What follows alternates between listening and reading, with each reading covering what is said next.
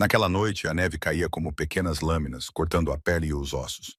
Cada floco era uma lembrança fria de que o inverno não se importava com quem você era nem com o que estava a fugir. O riso de Brandon Ashford ecoava pelo terreno industrial deserto enquanto ele empurrava Isabela para trás, fazendo o telemóvel dela deslizar pelo chão gelado e desaparecer na escuridão. O que se passa, princesa?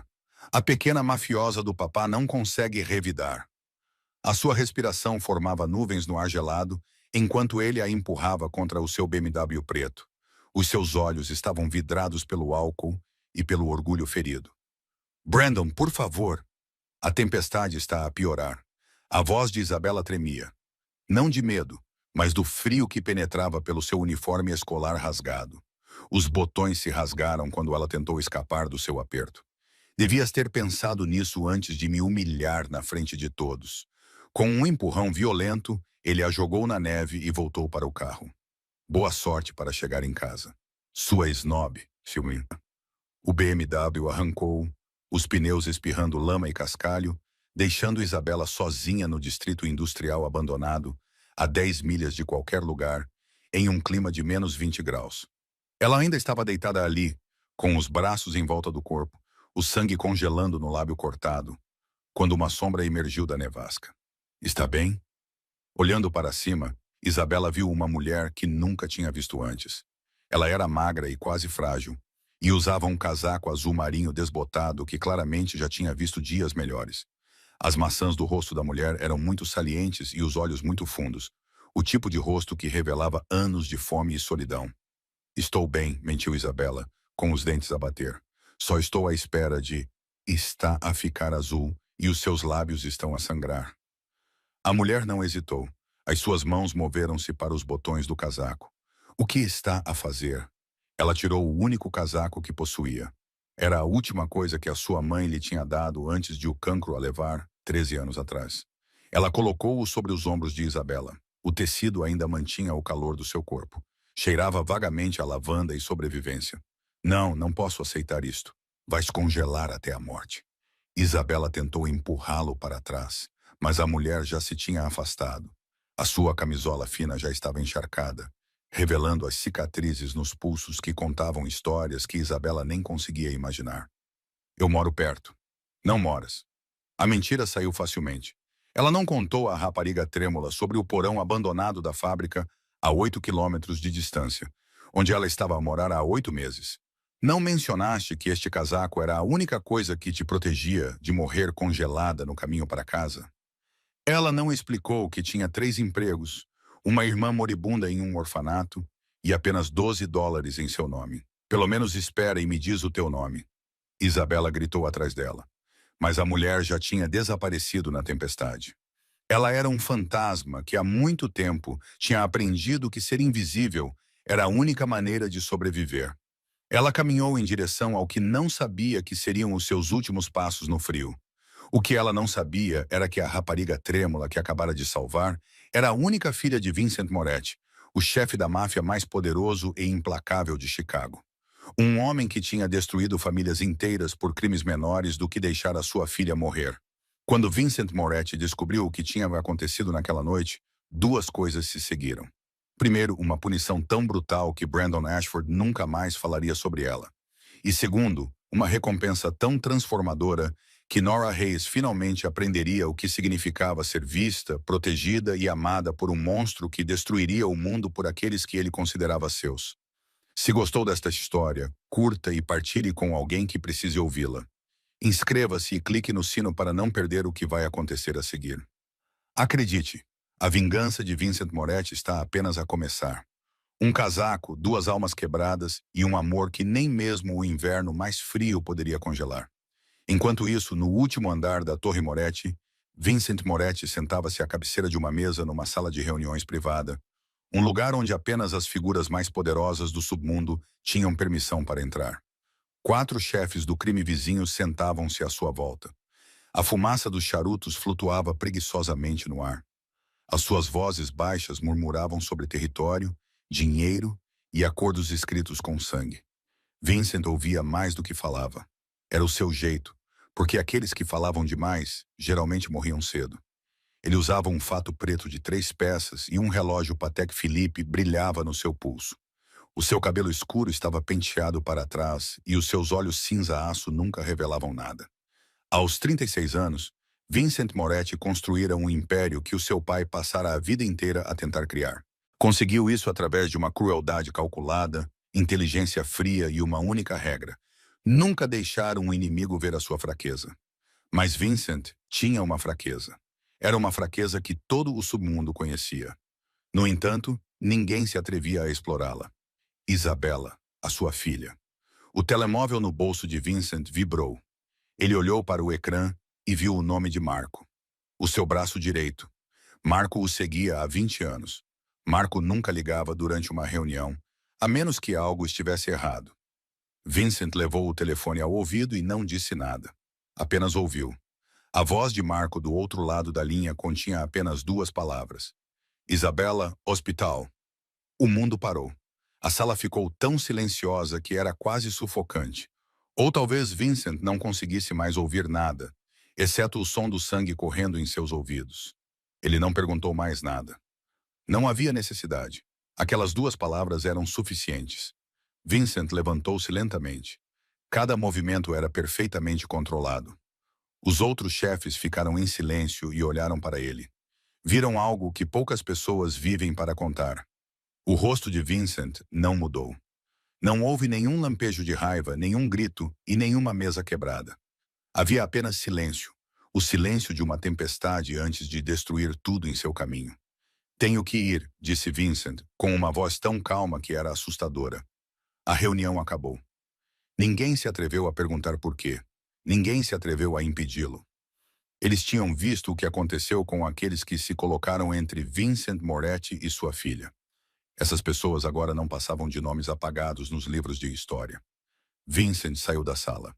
3 guarda-costas seguiram-no imediatamente. O elevador privado levou-o até a garagem em menos de 30 segundos. O Maybach preto já estava à espera com o motor ligado. A caminho do hospital, Vincent ligou de volta para Marco.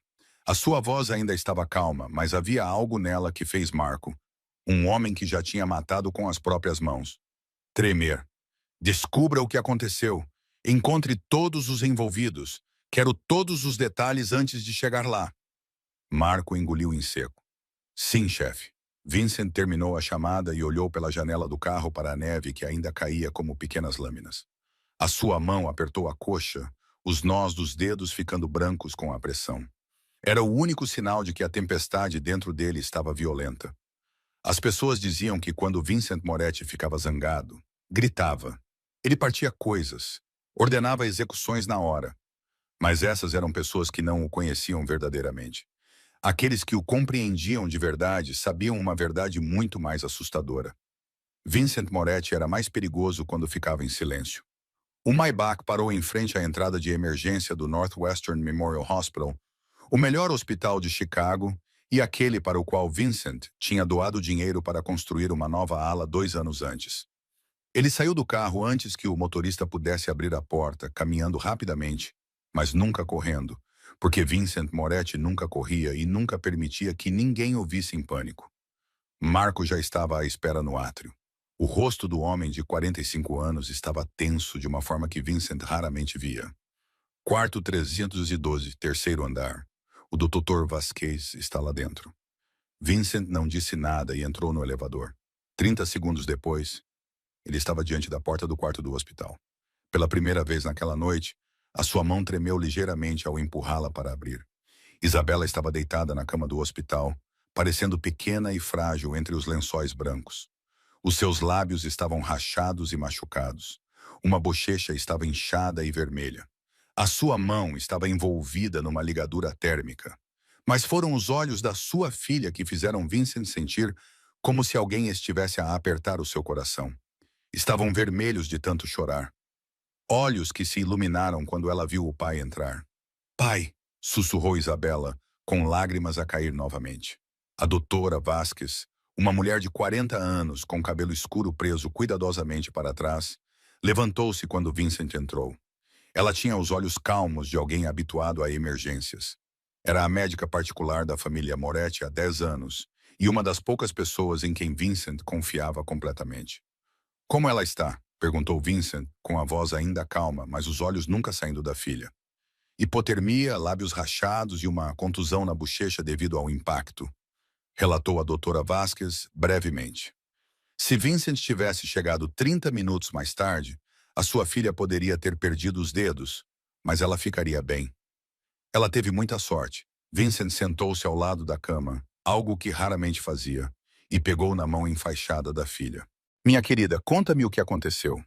Isabela começou a contar, com as palavras entrecortadas pelas lágrimas, sobre Brandon Ashford, a festa, ela a rejeitá-lo na frente de todos, ele a esperar por ela no estacionamento, arrastá-la para dentro do carro e levá-la para uma área industrial abandonada. Ela contou-lhe sobre os insultos e sobre ter sido empurrada para a neve. Descreveu como o BMW se afastou, deixando-a sozinha na noite à 20 de Games. Vincent ouviu com o rosto inexpressivo, mas Marco, parado junto à porta, podia ver o maxilar do seu chefe tão apertado que o músculo da têmpora estava a tremer. Então Isabela falou sobre a mulher. Pai, alguém me salvou, disse ela com a voz subitamente mais suave. Ela apareceu da tempestade de neve. Estava tão magra. Pai, ela estava magra como se não comesse há um mês. Ela usava um casaco velho e remendado. Ela tirou-o e vestiu-me. Vincent não disse nada, mas pude ver algo mudar nos seus olhos. Eu disse-lhe para não fazer isso. Eu disse-lhe que ela iria congelar até a morte, mas ela não me ouviu. Ela até deixou os sapatos para mim, pai. Isabela soluçou. Eu a vi caminhar descalça na neve. Descalça, pai. Então ela desapareceu. Eu não consegui perguntar o nome dela. Vincent olhou para o casaco azul marinho que estava dobrado cuidadosamente ao lado da cama. Ele o pegou, e pela primeira vez naquela noite, uma emoção diferente da raiva apareceu em seu rosto. O casaco era dolorosamente leve. O tecido estava gasto. O cotovelo esquerdo estava remendado com tecido xadrez. O cotovelo direito estava remendado com tecido floral. O fecho estava partido e tinha sido substituído por botões velhos que não combinavam, mas o casaco ainda mantinha um leve traço de calor e exalava um suave aroma de lavanda. Vincent compreendeu imediatamente. Aquilo não era apenas um casaco. Eram todos os bens da mulher que o tinha dado a um estranho numa tempestade de neve. Percebendo que ela poderia morrer, Vincent pousou o casaco, virou-se para Marco e deu duas ordens. Encontre essa mulher. Encontre-a a qualquer custo. Encontre-a antes que seja tarde demais. Marco acenou com a cabeça. Para a segunda ordem, Vincent levantou-se, abotoou o casaco do fato e, quando falou, a sua voz estava tão fria quanto a tempestade lá fora. Brandon Ashford, disse ele, traga-o até mim. Marco saiu do hospital imediatamente após receber a ordem de Vincent e fez várias chamadas telefônicas sem parar no caminho até ao carro. Em 15 minutos, reuniu 5 dos seus homens de maior confiança. Eles serviam a família Moretti há muitos anos e sabiam como trabalhar nas sombras, sem fazer muitas perguntas. 2 SUV pretos atravessaram a tempestade de neve em direção à zona industrial, abandonada no sul da cidade, onde Isabela tinha sido encontrada. O relógio do painel marcava 2 horas da manhã. A temperatura externa era de 23 graus e continuava a cair. Marco sabia que estavam numa corrida contra o tempo. Se aquela mulher realmente tivesse caminhado descalça naquele tempo, já poderia estar morta. Chegaram ao local onde Isabela tinha sido deixada. Era um terreno baldio cercado por fábricas em ruínas. Um lugar que até os sem-abrigo evitavam. A neve ainda caía forte, cobrindo tudo e apagando todos os vestígios. Marco ordenou que a equipa se espalhasse, acendesse as lanternas e começasse a procurar. As câmaras de segurança da área estavam avariadas há muito tempo. Não havia imagens gravadas, não havia testemunhas nem pistas, apenas neve branca e escuridão. Foi Marco quem encontrou o primeiro vestígio. Na extremidade do parque de estacionamento, perto de uma pilha de escombros, viu pegadas na neve. 2 tipos de pegadas. Uma era a pegada de um tênis pequeno, o de Isabela. A outra fez Marco parar e olhar mais de perto. Eram pegadas descalças, pequenas e estreitas, profundamente impressas na neve. Marco agachou-se e apontou a lanterna para elas. Viu algo que fez até mesmo um homem que matava sem hesitação sentir um nó na garganta. Pegadas descalças na neve num ângulo de 23 derma, sem sapatos ou meias. Apenas pele nua contra o solo gelado, levando para o sul. Marco levantou-se e acenou para a equipa e eles começaram a seguir o rasto.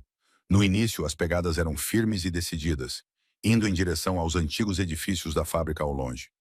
Mas quanto mais avançavam, mais as pegadas mudavam. Os passos começaram a ficar desequilibrados. A distância entre eles diminuiu. Então Marco viu uma grande cavidade na neve onde alguém tinha caído. Marcas de mãos e joelhos. Depois, as pegadas continuaram. A pessoa levantou-se e continuou a andar. Caiu uma segunda vez e levantou-se novamente. Marco chamou mais homens e dividiu a equipe em dois grupos. Um grupo continuou a seguir o rasto. O outro grupo percorreu a área de carro para cobri-la. Ele sabia que, a cada minuto que passava, a mulher estava mais perto da morte. As pegadas levaram-nos por um beco escuro, um ferro velho e um terreno baldio cheio de ervas secas e mortas.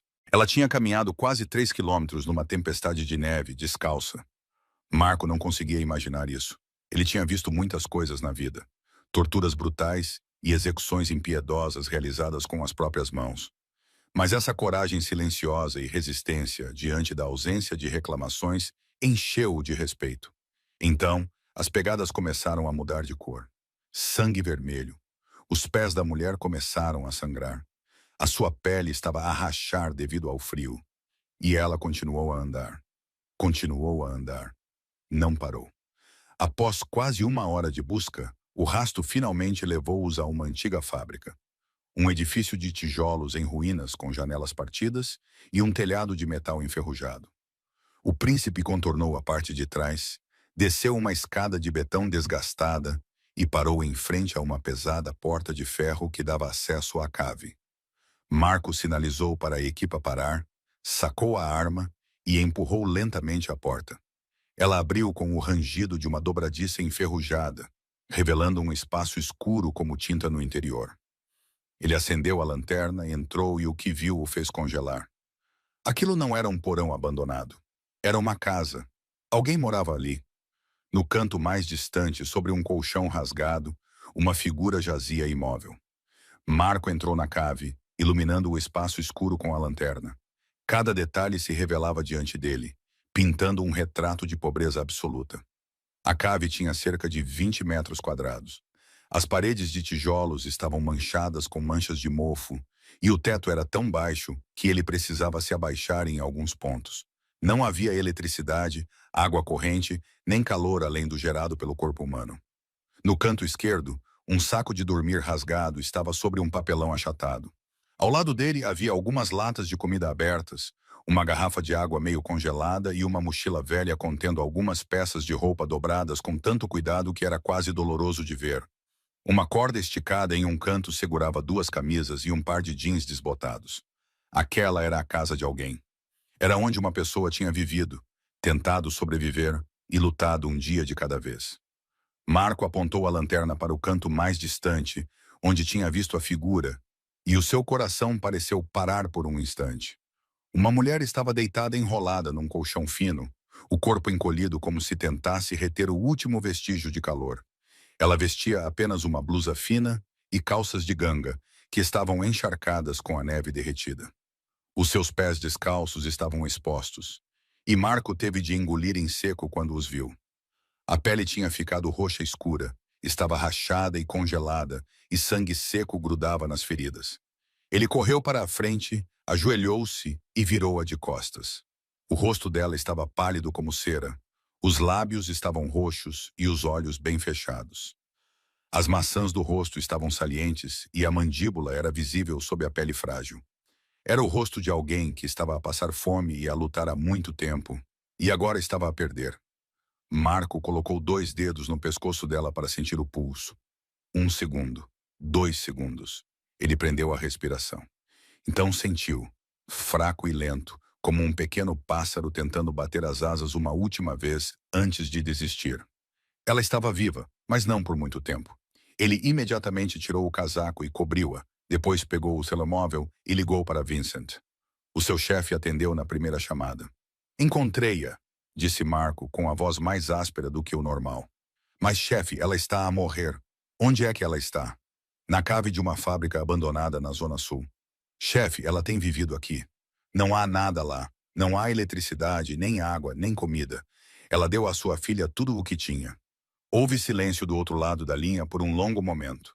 Marco podia ouvir a respiração constante, mas pesada, de Vincent.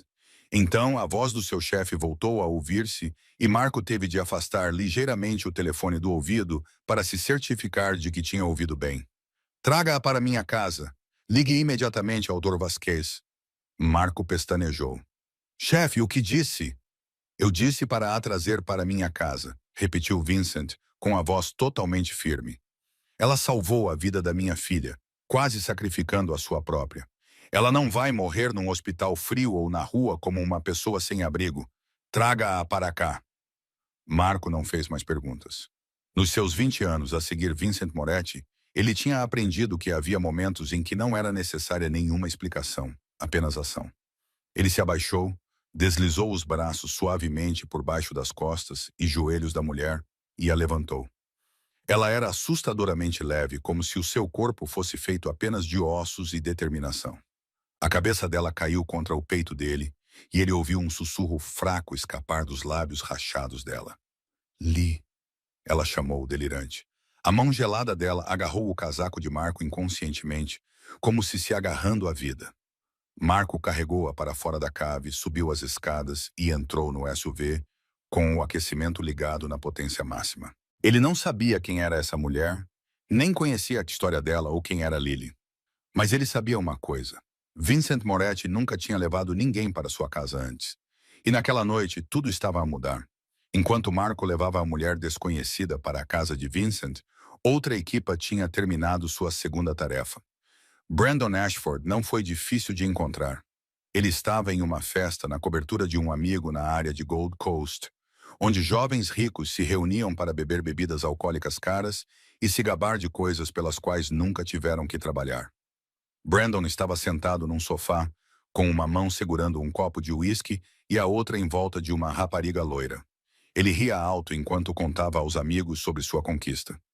Vocês deveriam ter visto a cara daquela rapariga, ele balbuciou embriagado. Quem ela pensava que era? A filha de um chefe da máfia ou algo assim? Ela ousou me recusar na frente de todos, então eu lhe dei uma lição que ela nunca esquecerá.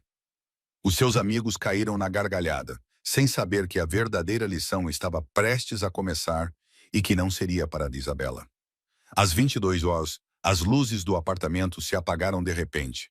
As risadas cessaram abruptamente, substituídas por gritos de pânico e o som caótico de colisões. Quando as luzes se acenderam novamente, 30 segundos depois, 10 homens vestidos de preto estavam espalhados pela sala, com rostos frios como gelo e as mãos nas armas. Os amigos de Brandon encolheram-se nos cantos. A rapariga loira gritou e chorou, mas nenhum dos homens de preto sequer olhou para eles. Todos olhavam para Brandon Ashford. Brandon Ashford. Um dos homens deu um passo à frente com a voz baixa e fria. Venha conosco. Brandon tentou manter a calma.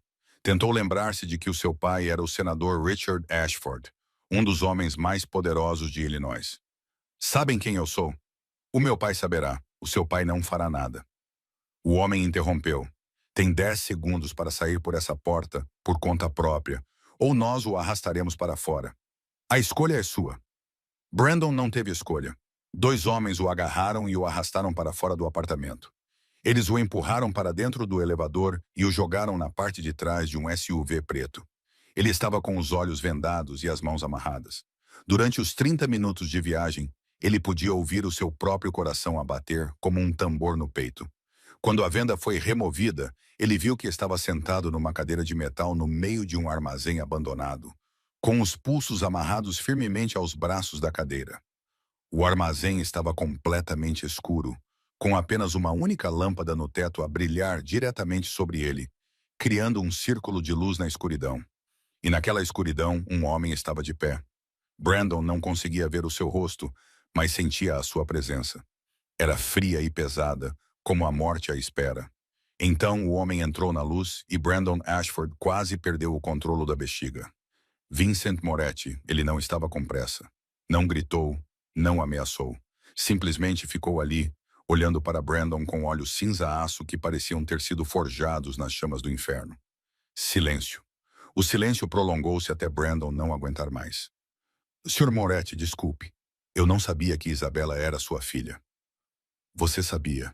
Vincent interrompeu com uma voz assustadoramente calma. Você sabia exatamente quem era a minha filha. Você investigou-a antes de se aproximar dela. Você pensou que, se conseguisse namorar com ela, ganharia a minha proteção. Brandon empalideceu. A mentira morreu nos seus lábios, mas a minha filha recusou-o. Vincent continuou, aproximando-se. Ela recusou-o na frente dos seus amigos, e você não conseguiu suportar isso. O seu ego pequeno e lamentável ficou ferido. Então você decidiu se vingar. Você a arrastou para dentro do seu carro, levou-a para um lugar onde ninguém pudesse ouvir os seus gritos e a deixou lá para morrer em um clima de 20 degrees. Brandon chorou, lágrimas escorrendo pelo rosto. Sinto muito. Sinto muito. Por favor, perdoe-me. A Isabela provocou-me. Ninguém provocou-te. Vincent estava agora em frente a Brandon, olhando para ele como se fosse um verme. A minha filha disse não, e tu não aceitaste. É tudo. Não vou matar-te esta noite, Brandon. O teu pai é senador, disse Vincent.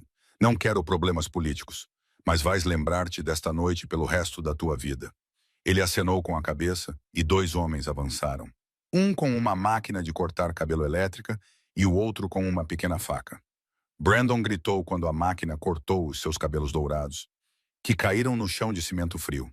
Ele gritou novamente quando a lâmina gravou letras no seu peito, não profundas o suficiente para causar ferimentos graves, mas profundas o suficiente para deixar cicatrizes permanentes. 7 letras, C-O-R-D, covarde. Quando terminaram, Vincent pegou o telemóvel e fotografou Brandon, mostrando a sua cabeça careca e a palavra ensanguentada no peito. Ele enviou a foto ao senador Ashford com uma breve mensagem. O seu filho foi poupado porque respeito a sua posição.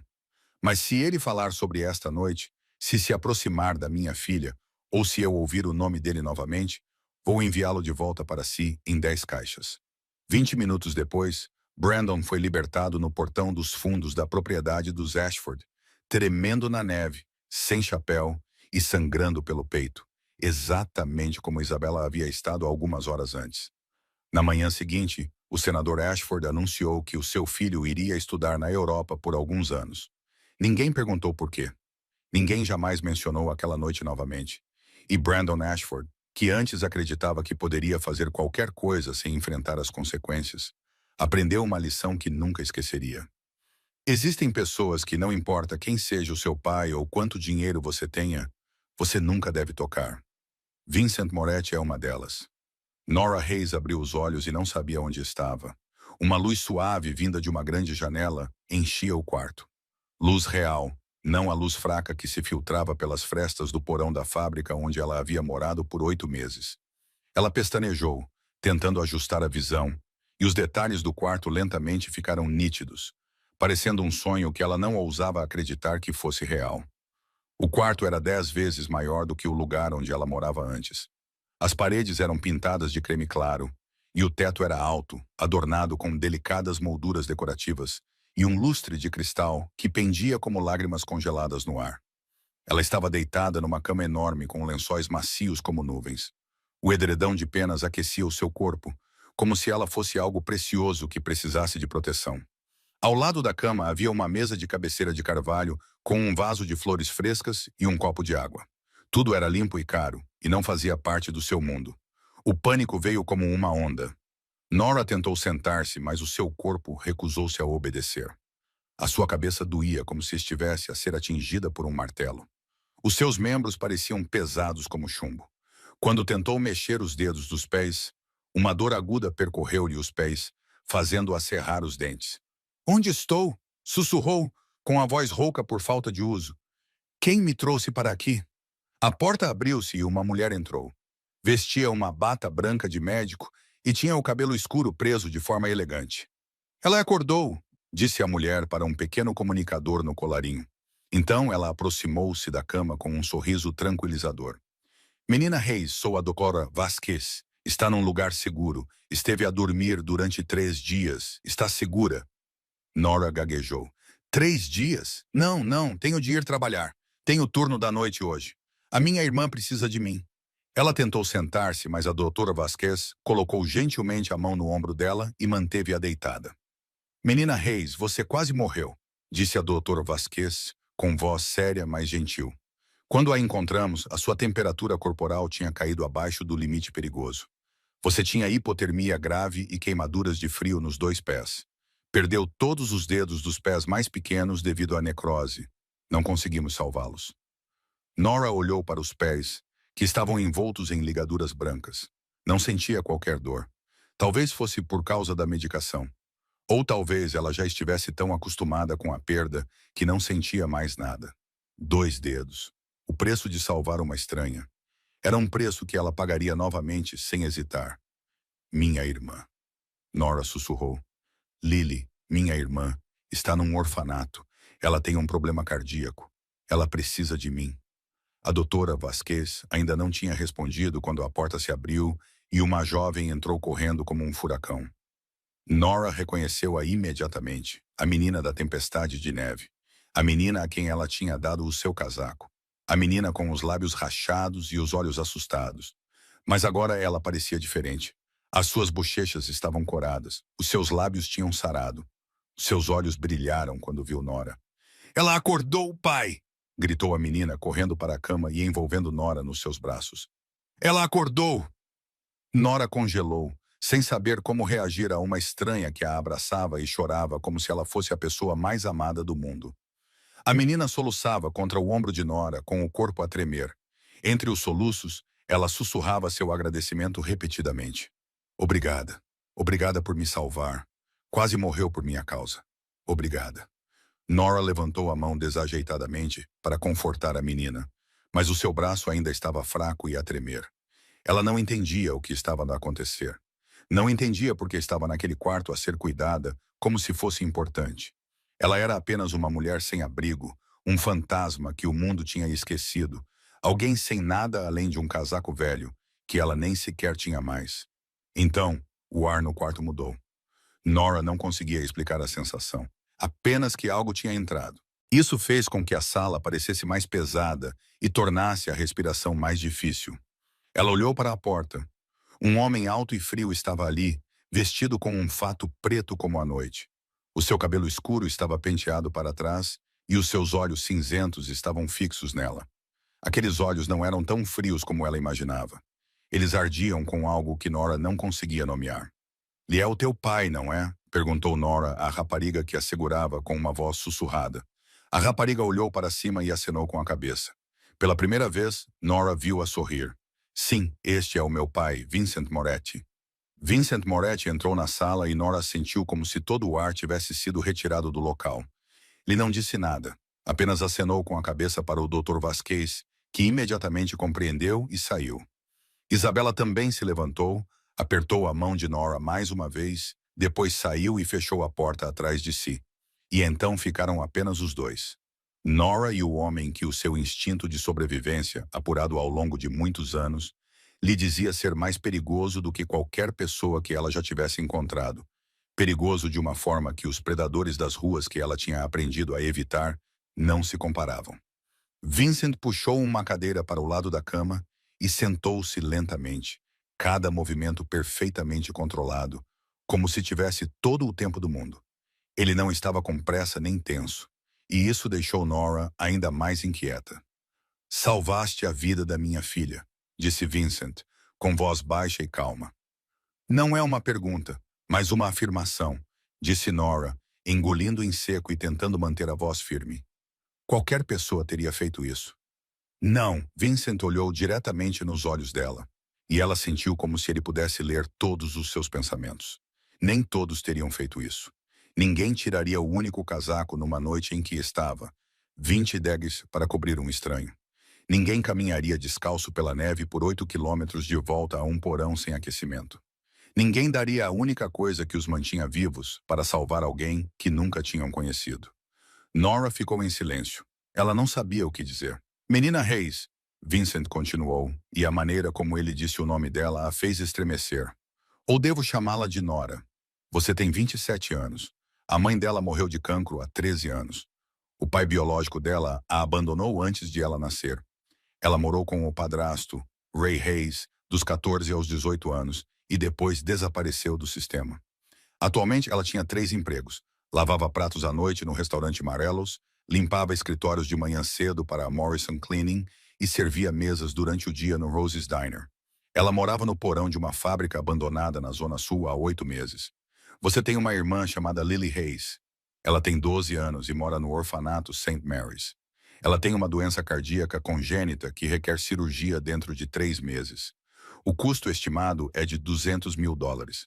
Atualmente, tens $12 no bolso e menos de $2.000 em poupanças. Nora sentiu o sangue gelar nas veias. Investigaste-me? A sua voz tremia de raiva e medo. Segui-me. Sabes sobre a Lily. Eu sei tudo sobre qualquer pessoa ligada à minha filha. Eu sei tudo, respondeu Vincent, sem se desculpar. É assim que protejo o que é meu. Nora cerrou os dentes, tentando sentar-se apesar da dor. Não sei o que você quer, disse ela, mas não tenho nada para dar. Já dei a única coisa que tinha. Ela apontou para o gancho vazio na parede onde o casaco da sua mãe deveria estar pendurado. Não estou aqui para tirar nada de ti, disse Vincent. Estou aqui para oferecer um acordo. Nora olhou para ele com desconfiança. Que acordo? Pagarei o custo total da cirurgia de Lily, disse Vincent, calmamente, como se estivesse a falar sobre o tempo. Dar-te-ei um apartamento limpo e seguro, com aquecimento e água quente.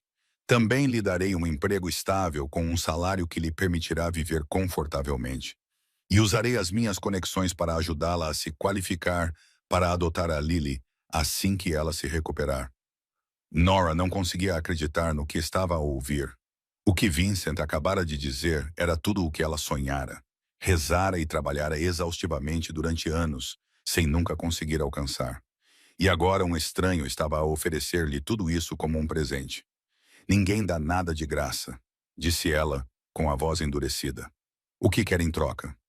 Você trabalhará para mim durante 2 anos, respondeu Vincent, como minha assistente pessoal, gerindo a minha agenda, marcando reuniões, lidando com a papelada e fazendo o trabalho administrativo normal. Nora olhou para ele procurando a armadilha. Ela sabia quem ele era. Não era ingênua. Homens que viviam em mansões como esta e tinham exércitos privados e médicos não eram empresários comuns. O que tenho realmente de fazer? Perguntou diretamente. O que quer realmente de mim? Porque não vou vender o meu corpo. Não vou, Miss Hayes. Vincent interrompeu-a e algo brilhou nos seus olhos. Parecia raiva, mas não dirigida a ela. Não compro pessoas. Não forço ninguém a fazer nada que não queira fazer. O trabalho que estou a oferecer é legal dentro da minha empresa. Não terá de fazer nada ilegal. Prometo-lhe isso. Nora olhou para ele, tentando lê-lo e encontrar um sinal de engano, mas não encontrou nenhum, apenas uma honestidade fria e talvez algo que ela não ousava nomear. Pensou em Lily, nos olhos arregalados, e no sorriso fraco da sua irmã sempre que a visitava, e na forma como ela lhe segurava a mão e dizia: Não se preocupe, eu vou ficar bem. Mesmo que ambas soubessem que era mentira. Ela pensou nos 3 meses, 90 dias e 2.160 horas que lhe restavam antes que o coração da sua irmã parasse de bater para sempre sem cirurgia. Ela pensou nos $200.000 que nunca ganharia, mesmo que trabalhasse até a morte. Por quê? Perguntou ela suavemente. Por que está a fazer isto? Não me conhece. Eu não sou ninguém. Vincent levantou-se, caminhou até a janela e olhou para a neve que caía. Ele ficou em silêncio por um longo momento antes de responder. Por que fizeste o que eu fiz quando era jovem? Disse ele baixinho. Tu deste a única coisa que tinhas para salvar alguém que não conhecias. Mas quando eu fiz isso, ninguém veio me salvar. Ninguém me deu uma segunda oportunidade. Tive que sair do inferno sozinho. Ele virou-se para ela e olhou para ela. Mereces que alguém faça isso por ti. Nora sentiu os olhos arderem. Ela não chorou. Não se lembrava quando, mas algo dentro do seu peito parecia estar a partir-se. 2 anos, disse ela com voz rouca. 2 anos, e Lily fará a cirurgia. A Lily vai fazer a cirurgia esta semana. Vincent respondeu. 2 anos para me recompensares de uma forma que te permita manter a tua dignidade. Sei que não queres caridade. Nem eu. Nora olhou para ele. Aquele homem estranho que conseguia lê-la como um livro aberto e compreendê-la de uma forma que ninguém jamais tinha conseguido. Está bem, disse ela, a palavra saindo-lhe como uma respiração que ela tinha aprendido durante 13 anos. Concordo. Um mês passou como um sonho que Nora ainda não ousava acreditar que fosse real. O apartamento que Vincent arranjou para ela ficava num prédio de sua propriedade. Ficava a apenas 10 minutos a pé da Torre Moretti. Não era grande, apenas um quarto, uma pequena sala de estar e uma kitchenette. Mas para Nora, era o paraíso. Tinha paredes sólidas e janelas com cortinas brancas, e a luz do sol da manhã entrava. Água quente saía da torneira sempre que ela queria. Havia uma cama de verdade com um colchão macio e cobertores quentes, em vez de um saco de dormir rasgado no chão de cimento. Na sua primeira noite no apartamento, Nora sentou-se na cama por 3 horas, sentindo a suavidade dos lençóis sob os seus dedos calejados, e chorou sem saber por quê. Ela começou a trabalhar na segunda semana, quando o seu pé já estava curado o suficiente para ela andar normalmente. O escritório de Vincent ocupava o último andar da Moretti Tower, um vasto espaço com paredes de vidro com vista para toda a cidade de Chicago. A secretária de Nora ficava na sala externa, bem em frente à porta do escritório particular de Vincent, a posição de uma porteira. O seu trabalho era mais simples do que ela esperava. Ela gerenciava agendas, marcava reuniões, atendia telefones, lidava com a papelada, encomendava almoços e lembrava-o de compromissos, as coisas que qualquer assistente fazia. Não havia nada ilegal ou assustador, nem nada parecido com o que ela imaginava quando pensava em trabalhar para um homem como Vincent Moretti. Mas Nora não era ingênua. Ela sabia observar e ouvir e perceber coisas que os outros não queriam que ela visse. Durante o dia, Vincent era o diretor executivo perfeito da Moretti Holdings. Ele se reunia com empresários, assinava contratos imobiliários, abria novos restaurantes e aparecia em revistas de negócios, sorrindo cortesmente. Usava fatos caros e relógios de luxo e falava como um homem bem educado e bem-sucedido. Mas a noite era diferente. Outros homens vinham à noite. Não usavam fatos. Usavam couro preto e os seus olhos tinham visto demasiada morte para a temer. Entravam no escritório de Vincent pela porta das traseiras. Falavam em sussurros e, quando saíam, nenhum deles olhava para Nora, como se ela fosse invisível. Como se reconhecer a sua presença fosse um erro. Nora aprendeu rapidamente a primeira regra dessa vida. Não pergunte. Não seja curiosa. Não olhe para o que não deve olhar. Ela chegava na hora certa, fazia o seu trabalho e ia para casa.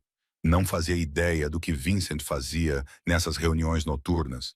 Nem queria saber. A curiosidade matou o gato. E nesse mundo, podia matar muito mais do que isso. O que mais surpreendeu Nora não foi a escuridão que ela vislumbrou, mas a luz. Isabela vinha ao escritório quase todos os dias depois da escola, com a mochila cheia de livros e um sorriso tão radiante como se não soubesse nada sobre o envolvimento do pai no submundo. Ou talvez ela soubesse, mas tivesse aprendido a amá-lo mesmo assim. Isabela agarrava-se a Nora como uma irmã mais nova a uma irmã mais velha. Sentava-se no sofá da sala de espera a fazer os trabalhos de casa e perguntava a Nora sobre a vida, livros e o futuro. Queria ser médica, salvar pessoas e fazer algo de bom com a sua vida. Nora, que não tinha ninguém com quem conversar há muitos anos, viu-se a ajudar Isabela a revisar para os exames de biologia e a ler as redações da menina para a bolsa de estudos da Faculdade de Medicina. Elas riam juntas das histórias embaraçosas da escola. Foi só quando Isabela apontou isso que ela percebeu que estava a sorrir mais. Você tem um sorriso lindo, Nora, disse Isabela numa tarde. Você deveria sorrir mais. Nora não sabia como responder. Ela apenas sentiu algo quente se espalhando em seu peito. Algo que ela havia esquecido há muito tempo.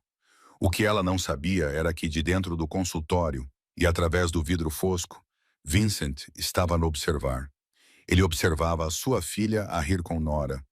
Ele observava a Isabela a encostar a cabeça no ombro da mulher.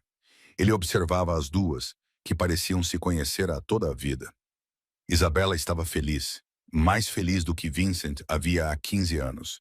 E essa felicidade era graças a Nora. Uma noite depois de Isabela ter ido para casa, Nora estava a arrumar a papelada para terminar o dia. Ela olhou para cima e percebeu que Vincent a observava. Ele estava parado na porta do seu escritório, segurando uma chávena de café e sem tirar os olhos cinzentos dela. Nora congelou. Havia algo naquele olhar. Não era a frieza que ela costumava ver, nem o cálculo de um chefe da máfia. Era outra coisa, algo mais suave, mais caloroso e mais perigoso. Obrigado, disse Vincent baixinho, dirigindo-se a Isabela. Então, virou-se, entrou no escritório e fechou a porta atrás de si. Nora ficou ali parada, com o coração batendo mais rápido do que o normal, sem saber por quê. O dia da cirurgia de Lily chegou numa terça-feira de manhã, 2 meses depois de Nora ter começado a trabalhar para Vincent. O Northwestern Memorial Hospital era o melhor hospital de Chicago, com os melhores médicos do país, e o custo de uma noite lá equivalia a um mês inteiro do antigo salário de Nora. Ela sentou-se na sala de espera da cirurgia, numa cadeira de plástico duro, apertando as mãos com tanta força que os nós dos dedos ficaram brancos. Lily tinha sido levada para a sala de cirurgia 30 minutos antes. A menina de 12 anos, com olhos arregalados e um sorriso corajoso, que tinha segurado a mão da irmã e dito: "Não se preocupe, eu vou ficar bem", antes que a porta se fechasse e Nora não pudesse mais vê-la. Agora, Nora só podia esperar e rezar a um Deus que nem tinha a certeza de que existisse. Se ele existisse, por que tinha permitido que a vida dela e de Lily fossem tão cheias de sofrimento? Mesmo assim, ela continuava a rezar. Não a rezar, porque era a única coisa que podia fazer. A sala de espera estava silenciosa naquela manhã. Apenas algumas outras famílias estavam espalhadas pelo local, cada uma perdida em seu próprio medo. Nora sentia-se mais sozinha do que nunca. Sozinha, como tinha estado durante anos.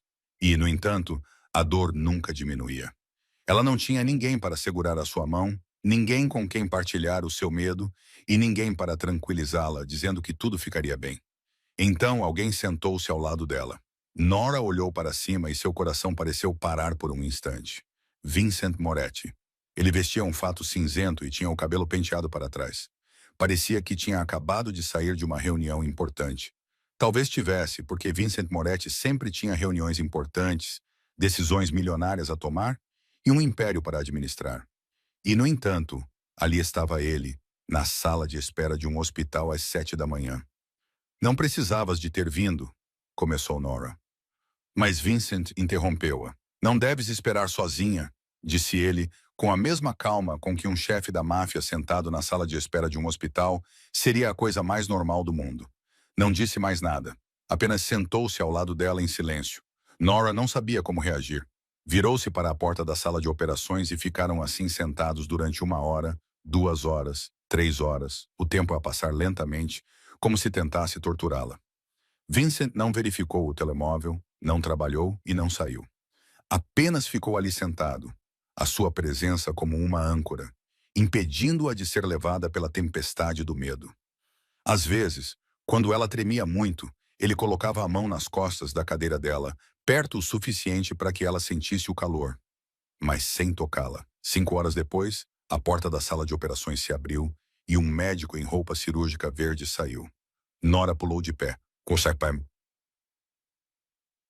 com as pernas tremendo tanto que quase caiu. O médico sorriu e o coração de Nora finalmente parou de bater aceleradamente após horas de ansiedade. "A cirurgia foi um sucesso", disse o médico. "Lily precisaria de tempo para se recuperar, mas ficaria saudável. O coração dela funcionará normalmente. Ela terá uma vida normal", chorou Nora. Ela não queria chorar, não queria parecer fraca, mas as lágrimas vieram mesmo assim, como se todos os anos reprimindo tudo tivessem explodido naquele único momento. Ela chorou de alívio e gratidão porque finalmente Lily ficaria bem. A sua irmã viveria, cresceria e teria um futuro. Um lenço branco apareceu à sua frente. Nora olhou para cima e viu Vincent ao seu lado, segurando-o. O rosto dele ainda estava frio, mas os olhos estavam mais suaves do que o normal. Ela pegou o lenço, sussurrou, "Obrigada", e tentou enxugar as lágrimas, embora elas continuassem a cair. 1 hora depois, quando Lily acordou na sala de recuperação, Nora estava sentada ao lado da cama, segurando a mãozinha dela. Vincent estava num canto, prestes a sair, mas Lily o viu. "Mana", sussurrou Lily, com a voz ainda fraca devido à anestesia. "Quem é ele?" "Ele é muito bonito." Nora quase engasgou. Ela virou-se para olhar para Vincent e, pela primeira vez, viu o frio chefe da máfia sem saber como reagir. Ele ficou ali parado, sem jeito, como um menino pego fazendo algo embaraçoso. E Nora riu. Ela riu de verdade. Não um sorriso educado ou forçado, mas uma risada genuína que vinha do fundo do seu coração. Era um som que ela havia esquecido há muito tempo. Quando Vincent viu o seu sorriso, algo se mexeu no seu peito. Algo que ele havia enterrado há muito tempo. Algo perigoso. Algo que ele não tinha mais certeza de ser capaz de sentir. 6 meses passaram como um belo sonho do qual Nora ainda tinha medo de acordar a qualquer momento. Lily tinha se recuperado totalmente da cirurgia. As suas bochechas estavam rosadas e os seus olhos brilhantes. Ela corria e ria como qualquer criança saudável de 12 anos. Ela ainda estava no lar adotivo St. Mary's. Mas Nora visitava-a todas as semanas, com a ajuda do advogado que Vincent tinha arranjado. Os seus documentos de adoção estavam a ser processados. Só mais alguns meses, diziam-lhe. Só mais alguns meses e ela voltaria para casa com a irmã. Trabalhar na Moretti Holdings tinha se tornado uma segunda natureza. Nora sabia a agenda de Vincent ao minuto. Sabia que ele gostava do café puro, sem açúcar. Sabia quais reuniões eram importantes e quais podiam ser adiadas. Tinha encontrado o seu ritmo. Um ritmo tranquilo que nunca ousara imaginar. Mas o passado nunca liberta verdadeiramente ninguém. Ele espera, espreitando nas sombras, aguardando o momento certo para atacar. Aquela manhã começou como qualquer outra. Nora estava na sua secretária a organizar as reuniões de Vincent quando um barulho surgiu do átrio. Gritos, discussões. Gritos e discussões. Era a voz de um homem que ela tentara esquecer durante 9 anos, mas reconheceu-a instantaneamente. O seu sangue gelou. Eu sei que a rapariga está aqui, gritou a voz. Agora estava mais perto, mais alta. Nora Hayes, minha filha, traga-a aqui agora. Nora levantou-se com as pernas a tremer tanto que teve de se agarrar à borda da secretária para não cair. Caminhou até a parede de vidro com vista para o átrio, com o coração apertado ao ver o homem que causava a confusão. Ray Hayes, o seu padrasto. Ele estava mais velho do que ela se lembrava, com mais cabelos grisalhos e uma barriga mais pesada, mas os seus olhos eram os mesmos. Os olhos de um bêbado, os olhos de um homem violento, os olhos que a tinham olhado com ganância e crueldade durante 4 anos de inferno. Ele empurrava 2 seguranças, gritando sem parar. Aquela rapariga deve-me, ela deve-me. Eu criei-a por mais de 10 anos e agora ela tem que pagar. Sei que ela trabalha para pessoas ricas aqui. Tragam-na cá fora. Nora cambaleou para trás, batendo com as costas na parede. Não conseguia respirar. A sala girava à sua volta. Memórias que ela tinha enterrado voltaram à tona. Noites de espancamentos, dias de fome, o som de um cinto de couro cortando o ar. Os seus próprios gritos de imploração que não eram ouvidos. O cheiro de álcool no hálito dele quando se inclinava para perto e dizia que ela era inútil. Ela era um fardo, algo que nunca deveria ter sido suportado. A segurança finalmente arrastou Ray para fora do edifício. Mas antes que as portas se fechassem, lhe gritou, Spalby. Gritou, sua voz ecoando pelo átrio. Eu voltarei, Nora. Está a ouvir? Não pode se esconder. Eu vou encontrá-la. Você me deve isso. Você vai pagar. Então ele se foi. O silêncio que se seguiu foi pior do que os gritos. Nora não sabia há quanto tempo estava ali, encostada à parede, com as mãos a tremer incontrolavelmente. Tentou respirar, acalmar-se e lembrar-se de que estava segura, que ele tinha ido embora e que ela já não era uma criança indefesa de 14 anos. Mas o seu corpo não a ouvia. O seu corpo ainda se lembrava, ainda tinha medo. Nora. A voz de Isabela veio de trás dela e ela estremeceu e virou-se. A jovem de 17 anos estava ali com os olhos arregalados e preocupados, olhando para Nora como se ela estivesse prestes a desmoronar. Estás bem? Estás tão pálida. O que aconteceu? Quem era aquele homem? Nora abriu a boca para dizer, estou bem. Ela queria mentir, como tinha feito toda a sua vida, mas nenhum som saiu. Ela apenas abanou a cabeça e tentou sorrir, mas os seus lábios tremiam demais para formar qualquer forma. Isabela não a pressionou. Simplesmente pegou na mão de Nora, apertou-a gentilmente e depois se afastou.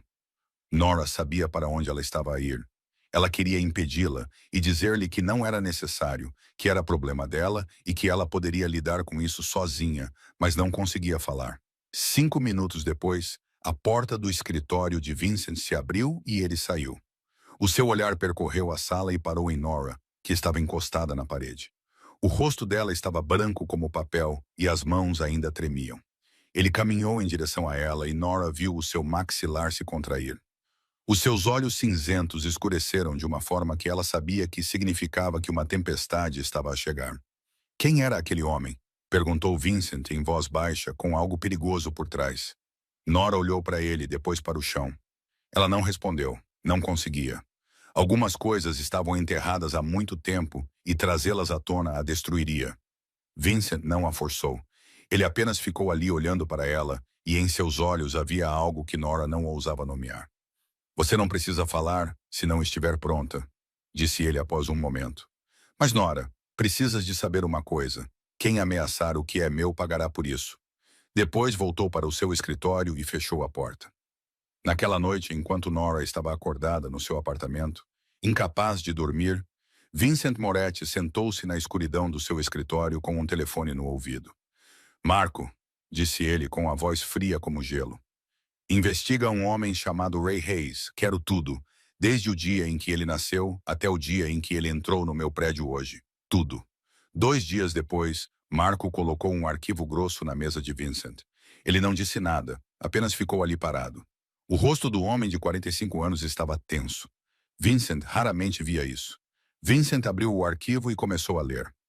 Ray Hayes era um ex-operário de 55 anos que fora demitido por causa do alcoolismo. Ele se casara com Sarah Hayes, mãe de Nora.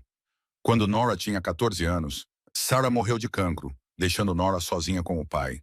E então o inferno começou. A cada página que Vincent virava, seus olhos escureciam um pouco mais.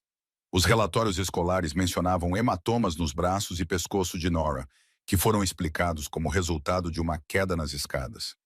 Havia registros hospitalares de costelas partidas, pulsos deslocados e cortes profundos que precisaram de pontos. Os vizinhos relataram ter ouvido gritos à noite e visto uma criança magra que nunca tinha permissão para sair. 4 anos, dos 14 aos 18 anos, de espancamentos, fome e tratamento como escrava na sua própria casa. Mas isso não era o pior. Vincent virou a página seguinte e seu corpo ficou rígido. Quando Nora completou 18 anos, Ray Hayes a vendeu para uma rede de tráfico, trocando-a por os $10.000 para pagar suas dívidas de jogo.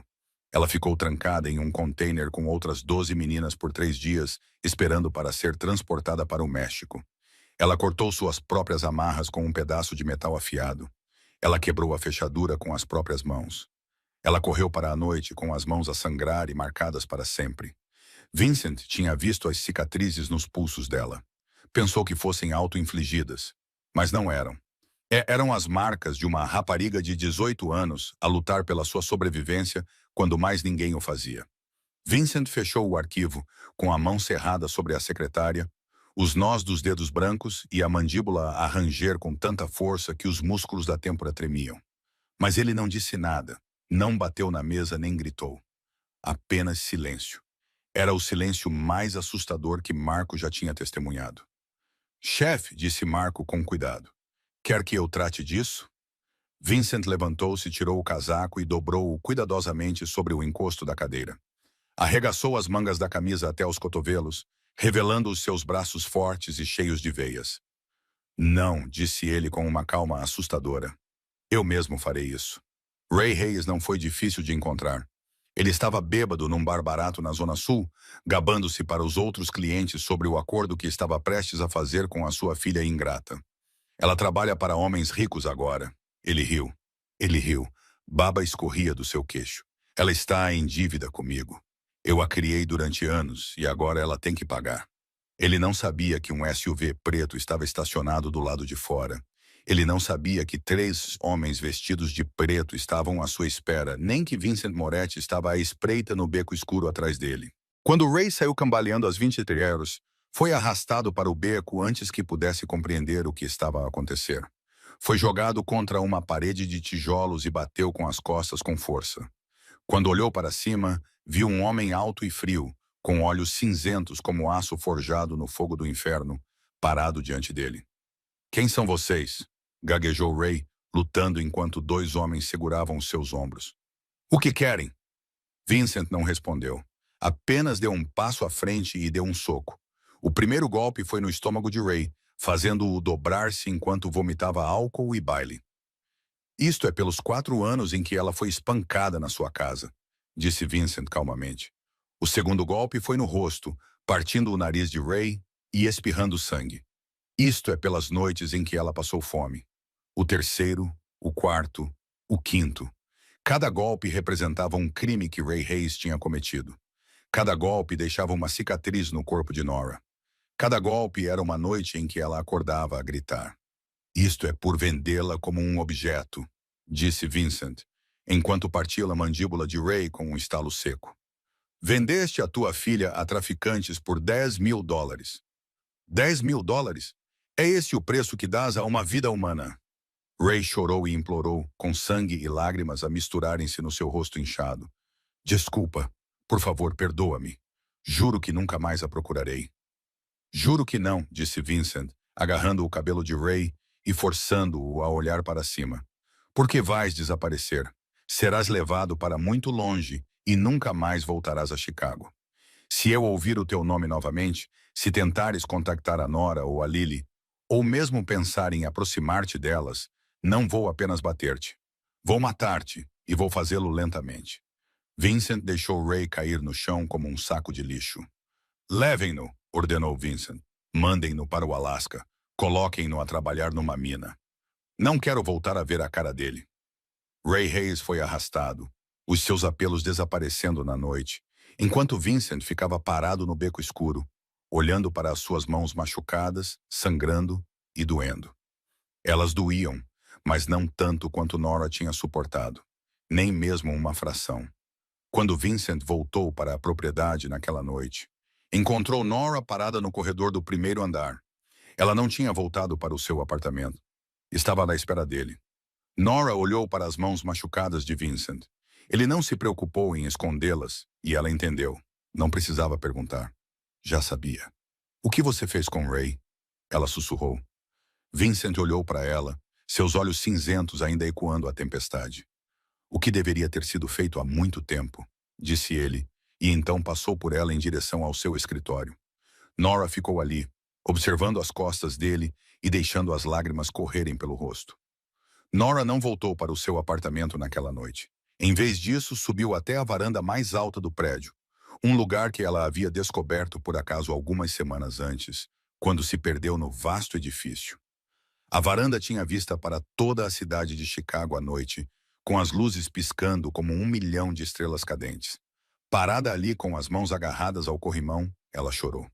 Não eram soluços altos, mas lágrimas silenciosas que escorriam pelas bochechas de alguém que havia esquecido como chorar e agora não conseguia parar. Ela chorou por Ray Hayes e pelo inferno dos últimos 4 anos que pensava ter enterrado, mas que ainda a assombrava todas as noites em seus pesadelos. Ela chorou por 13 anos de solidão, pelas noites passadas com fome num porão gelado e pelas vezes em que se perguntou se alguém notaria se ela desaparecesse do mundo. Mas, acima de tudo, chorou porque pela primeira vez na vida, alguém a tinha protegido. Alguém tinha visto as suas cicatrizes, mas, em vez de se afastar, tinha ficado à sua frente como um escudo. Ela não sabia como lidar com esse sentimento.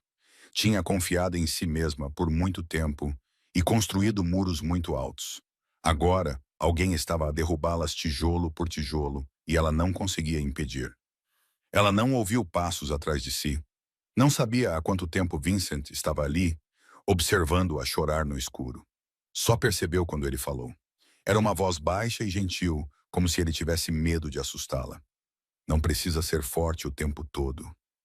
Nora virou-se e, através das lágrimas, viu Vincent a alguns passos de distância. As suas mãos machucadas estavam mal enfaixadas. Ele parecia diferente na escuridão. Menos frio. Menos assustador. Apenas um homem tentando confortar alguém e sem saber como. Ninguém nunca, Nora tentou dizer, mas sua voz falhou.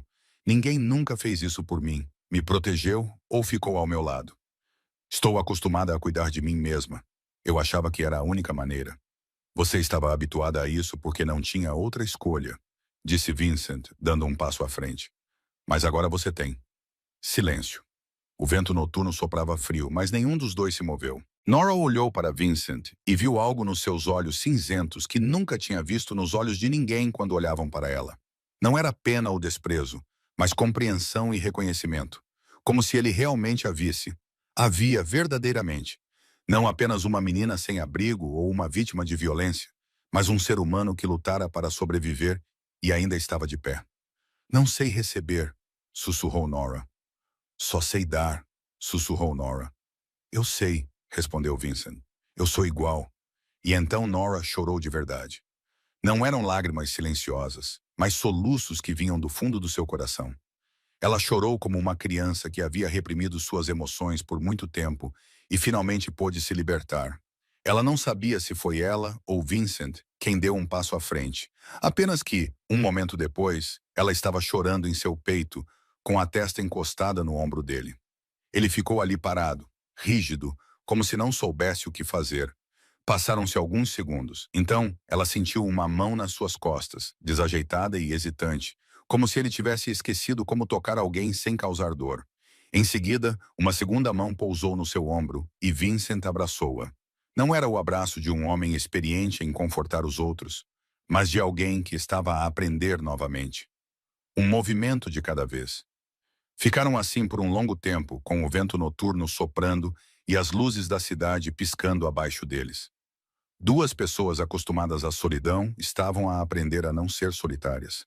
Quando Nora finalmente levantou a cabeça, com os olhos vermelhos e as bochechas molhadas, ela olhou nos olhos de Vincent e viu algo que nunca tinha visto ali antes. Gentileza enterrada sob o gelo e escondida atrás do olhar frio e cinzento.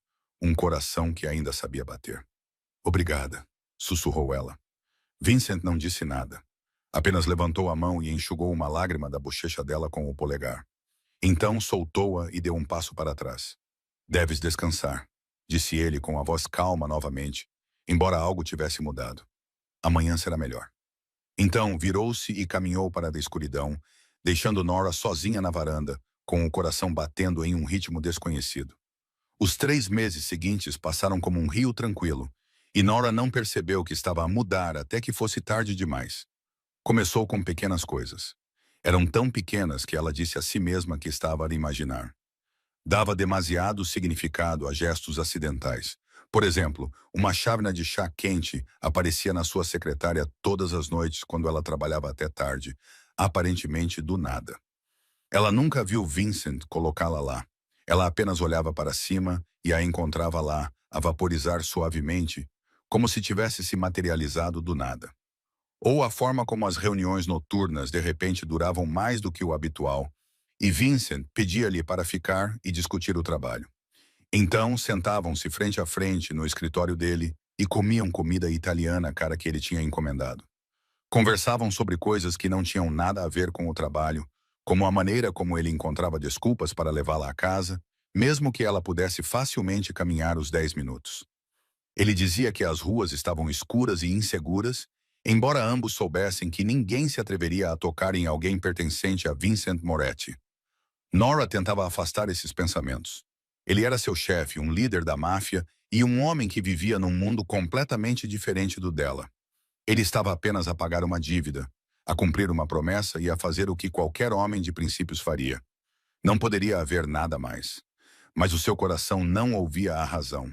Batia mais rápido sempre que Vincent entrava na sala. Saltava sempre que ele dizia o nome dela. Ele amolecia um pouco mais cada vez que ela o vislumbrava, quando ele pensava que ninguém estava a ver. Por exemplo, numa tarde, quando ela foi ao hospital visitar Lily, encontrou Vincent, já lá, sentado ao lado da cama da sua irmã, e a ler um conto de fadas com uma voz calorosa que ela nunca o tinha ouvido usar com ninguém antes. Lily riu e disse, "O tio Vincent lê melhor do que a irmã Nora." Vincent olhou para a menina com tanta ternura que Nora teve de se virar, com medo de chorar. Ou como na vez em que ela foi com Vincent a uma reunião com parceiros de negócios, quando um deles disse algo insultuoso e a chamou de secretariazinha, num tom condescendente. Vincent não disse nada durante a reunião, Mas na semana seguinte, a empresa daquele homem faliu e ninguém mais olhou para Nora com desrespeito. Depois, houve a noite em que ela acordou de um pesadelo no seu apartamento, abriu a porta para beber água e viu Vincent parado no corredor, como se soubesse que ela precisava de alguém por perto. Ele não disse nada, apenas ficou ali parado até que ela se acalmasse. Então, ele acenou com a cabeça e saiu. Isabela foi a primeira a expressar o que Nora tentava negar. "Gostas do meu pai?" perguntou Isabela numa tarde, com uma voz tão inocente como se estivesse a perguntar sobre o tempo, enquanto estavam sentadas no escritório. Nora quase entornou o chá. "O quê? Não digas isso." Isabela riu-se com os olhos brilhantes de malícia. "Estás a corar, e ele também. Ele nunca olhou para ninguém da maneira como olha para si. Nunca, nem mesmo para a minha mãe." Nora não sabia o que dizer. Apenas abanou a cabeça e tentou concentrar-se no ecrã do computador. Mas as suas orelhas ardiam e o seu coração batia aceleradamente. Não foi apenas Isabela que percebeu essa mudança. Marco, o homem mais calado que Nora já conhecera, também começou a olhar para ela de forma diferente. Uma vez, ela ouviu-o a falar com Vincent no escritório. A sua voz estava estranhamente hesitante. "Chefe, você está..." "Fica calado, Marco." Vincent interrompeu com voz severa, mas sem raiva. E então chegou aquela noite. Eles estavam sentados no escritório, a rever documentos para serem assinados. Era tarde e a cidade já dormia. Nora entregou um arquivo a Vincent e os dedos dele se tocaram. Foi apenas um toque leve e acidental, mas nenhum dos dois se afastou. Eles ficaram ali sentados, com os dedos ainda tocando os papéis. Nora olhou para os olhos cinzentos que continham algo que ela não ousava nomear. O tempo parecia ter parado. Então Vincent foi o primeiro a afastar-se. Levantou-se e foi até a janela, de costas para ela. "Você deveria ir para casa e descansar", disse ele com uma voz mais áspera do que o normal. A voz dele estava mais áspera do que o normal. "Já é tarde." Nora assentiu, mesmo que ele não pudesse vê-la, pegou as suas coisas e saiu. Mas ela não conseguiu dormir a noite toda. Ainda sentia o calor dos dedos dele na sua pele. No submundo, as notícias viajavam mais rápido que a luz, e a notícia de que Vincent Moretti, o chefe mais frio de Chicago, e um homem que se acreditava não ter fraquezas, exceto pela sua filha, agora tinha uma mulher ao seu lado, se espalhou até Nova York em poucas semanas. A família Clove vinha observando Vincent há meses. Eles eram uma das maiores organizações mafiosas da Costa Leste, controlando grande parte das atividades clandestinas de Nova York a Boston. Agora, eles queriam se expandir para o centro-oeste. Chicago era o alvo deles, e Vincent Moretti era o único obstáculo. Victor Kozlov, o chefe da família de 60 anos, tinha olhos frios como gelo e um coração ainda mais frio. Ele construíra o seu império sobre os ossos dos seus inimigos e não se importava em adicionar mais alguns à sua coleção. No entanto, ele também era inteligente o suficiente para saber que atacar Vincent Moretti diretamente seria suicídio. Então procurou outra maneira. Ele encontrou uma fraqueza. Numa manhã de primavera, as fotografias foram colocadas na mesa de Victor. Ali estava Nora Hayes a sair da Torre Moretti, com a luz do sol a incidir sobre o seu cabelo castanho e um sorriso suave nos lábios. Outra mostrava Nora sentada num carro com Vincent, a rir de algo que ele tinha dito.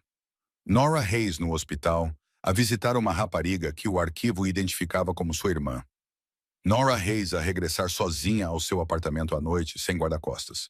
"Quem é ela?" Victor perguntou ao homem que estava diante dele. "Nora Hayes. Ela tem 27 anos e trabalha como assistente de Moretti há quase um ano", respondeu o homem. "De acordo com as nossas fontes, Moretti trata-a de forma muito diferente dos outros funcionários. Ele lidou pessoalmente com o padrasto dela há alguns meses, pagou a cirurgia cardíaca da irmã dela e ajudou-a a mudar-se para uma propriedade que ele possui." "Diferente como?" perguntou Victor, com os olhos a brilharem como se ela fosse importante para ele. O homem disse que ela é importante para ele, de uma forma que ninguém, exceto a sua filha, jamais foi importante. Victor sorriu, o sorriso de uma raposa que encontrou a porta do galinheiro. "Continue observando", ordenou ele. "Descubra tudo sobre ela, a sua agenda, os seus hábitos, as suas fraquezas, mas mantenha isso em segredo. Ainda não é hora de agir." No entanto, Victor subestimou a rede de informações de Vincent Moretti. Apenas 2 semanas depois, Marco colocou outro conjunto de fotografias na secretária de Vincent. Fotos secretas de homens estranhos a observar Nora. Chefe, disse Marco tenso. Alguém está a observar a menina Reis. É o pessoal do Coslo. Vincent estudou as fotos e Marco viu o seu maxilar apertar-se. Há quanto tempo eles a observam? Pelo menos 2 semanas, que nós saibamos, respondeu Marco. Talvez mais. Eles são profissionais. Sabem como permanecer escondidos. Se não fosse por uma fonte dentro da Clove, talvez nem soubéssemos.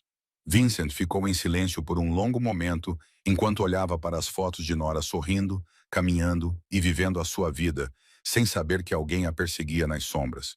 Aumente a proteção dela, ordenou Vincent. 2 homens, 24 horas por dia, 7 dias por semana. Mas mantenham distância. Não quero que ela saiba. Ela ficará preocupada. Sim, chefe. Marco acenou com a cabeça, assim como Kozlov. Ainda não. Vincent levantou-se e foi até a janela para olhar a cidade. Vamos esperar para ver o que eles querem. Eles não vão atacar diretamente. Estão à procura de vantagem. Não vamos dar-lhes essa chance. 3 dias depois, a mensagem de Clove chegou. Era um envelope preto entregue no escritório de Vincent, com uma nota manuscrita dentro. Queremos metade de Chicago, o território do norte, as rotas de transporte e 20% das receitas do cassino. Em troca, deixaremos em paz o que mais valorizas. Se não, tomaremos isso. Não havia assinatura, mas ambas as partes sabiam de quem era. Vincent queimou a carta, observando as chamas consumirem cada palavra, antes de ligar para os seus associados mais confiáveis. A guerra estava a chegar e ele precisava de se preparar. Nos dias que se seguiram, Nora sentiu que algo estava errado. Vincent estava mais tenso do que o habitual. Havia mais reuniões secretas e homens mais perigosos iam e vinham.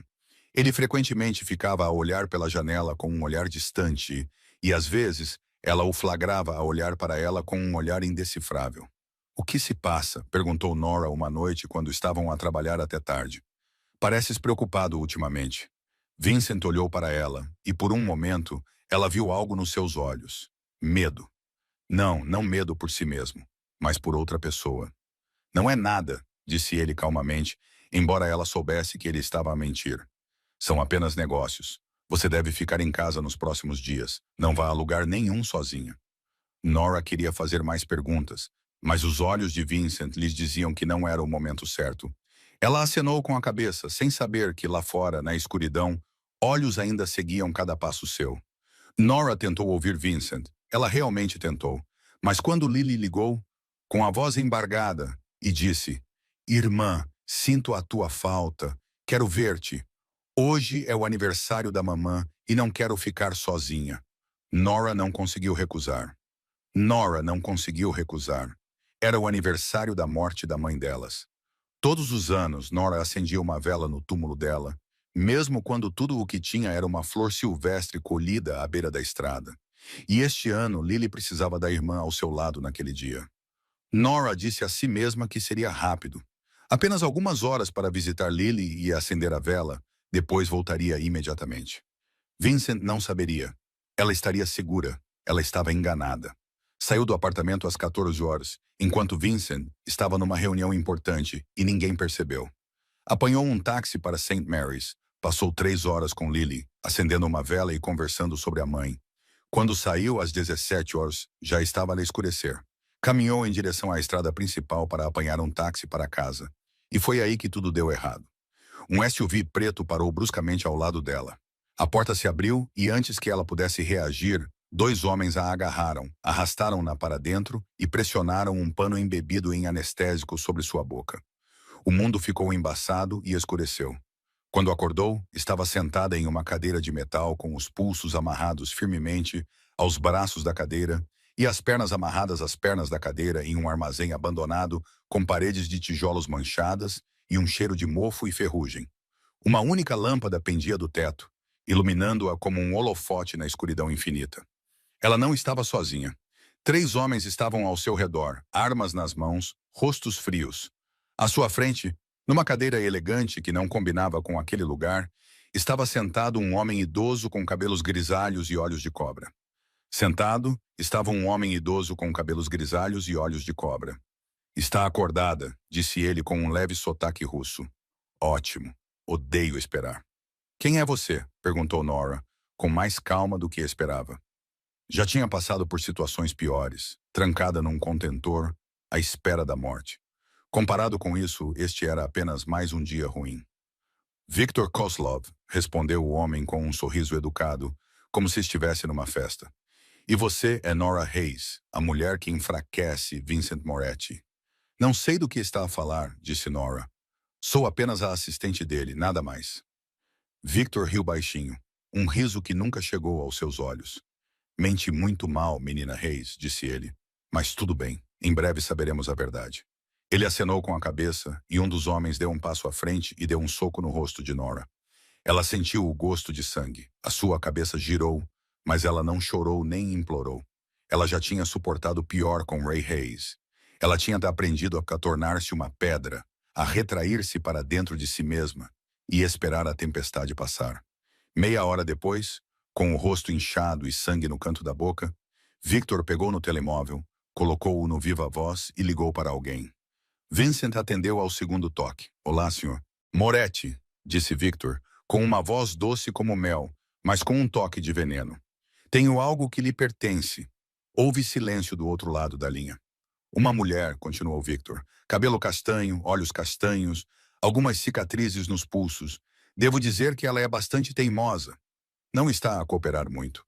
Nora ouviu a respiração de Vincent mudar, mais pesada e lenta, como se ele estivesse a conter um vulcão. O que quer? Disse Vincent. Nora nunca tinha ouvido a sua voz assim antes. Não fria, mas glacial. Fria o suficiente para congelar o próprio inferno.